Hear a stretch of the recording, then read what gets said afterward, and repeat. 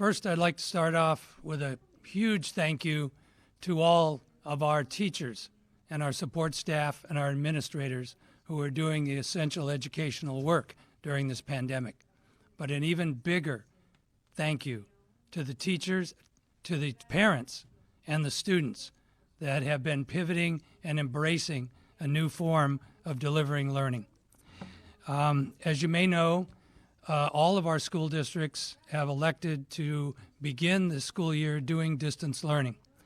And we've made great strides since last fall when we had to make this pivot as a result of the shutdowns. Thousands of devices and hotspots have been distributed. More are continuing to be distributed. And instruction, even though we use fancy words like synchronous and asynchronous, our instruction is being delivered both real-time and anytime. But it falls far short of what we'd rather be doing. There is no substitute for in-person instruction of our students, particularly those in the lower grades that are just learning the key to all learning, which is reading. We want our campuses to reopen, but just like in the wildfires and the subsequent air quality issues, we don't want to do it unless it is safe. And that is a concept we've embraced and feel is ever more important during this pandemic.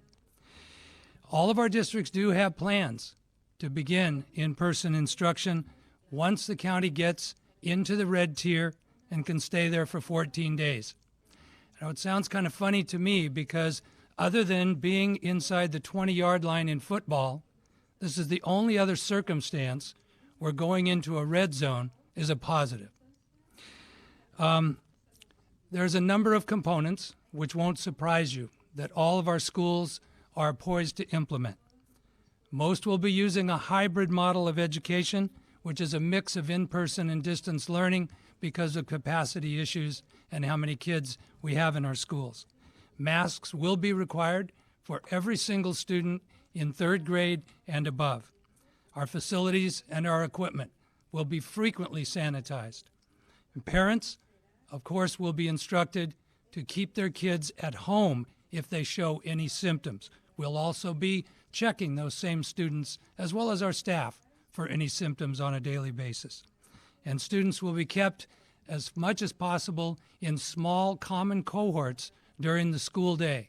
This way, if we do unfortunately experience some sort of outbreak or a case, then we may not have to shut down the school. We may be able to shut down a classroom or a wing of that school and keep operating. And if there are positive cases, our schools are going to work with Ventura County Public Health on contact tracing. You also may have heard that some of our schools have been granted waivers. They're almost all exclusively in the private sector.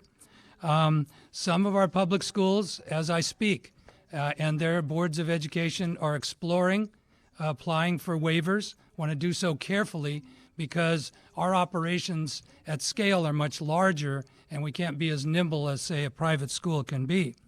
But also in using a cohort model to implement small group instruction for groups of 16 or less, which would include the adults in the room, for particular groups of students, like special needs.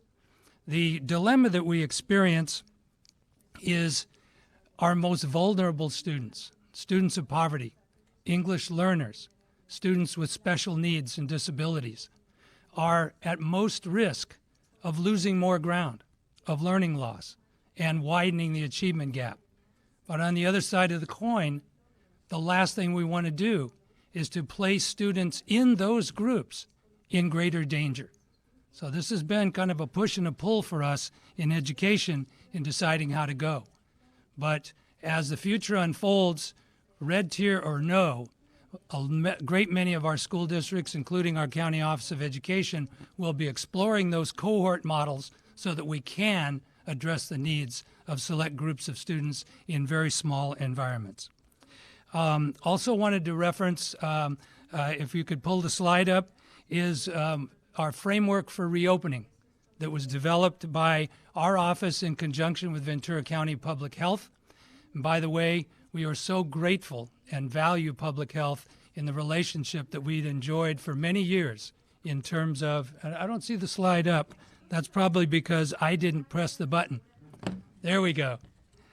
But under the leadership of Rigoberto Vargas and Dr. Robert Levin, we continue to strengthen our ties and get great advice and work together toward a successful reopening of schools at the right time with safety as our top priority.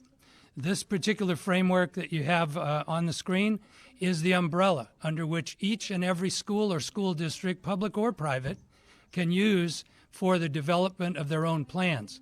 And we call it an umbrella and a framework because each school and each school district is going to be a little bit different, and they're going to have plans which are situational according to their needs. With that, I will thank you, and I will ask you to be safe, and I will ask you to act safe